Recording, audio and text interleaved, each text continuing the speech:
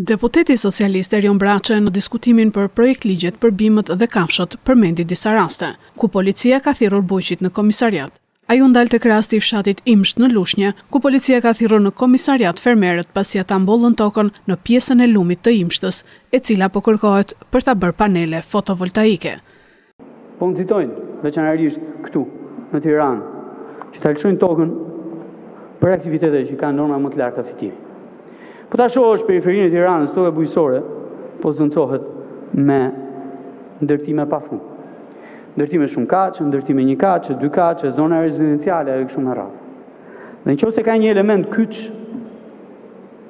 në bazë të cilit duhet filloj puna, e pastaj shkojmë edhe tek mbrojtja e bimëve, patjetër që është mbrojtja e tokës. Ne nuk duhet lëshojmë më tokë bujqësore për ndërtim. Kjo është aja.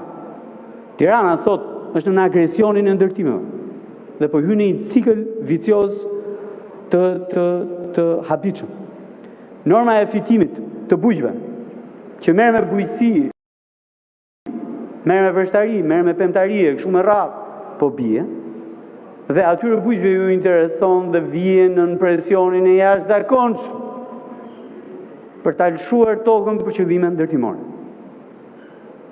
Shihni sa u, shihni fare.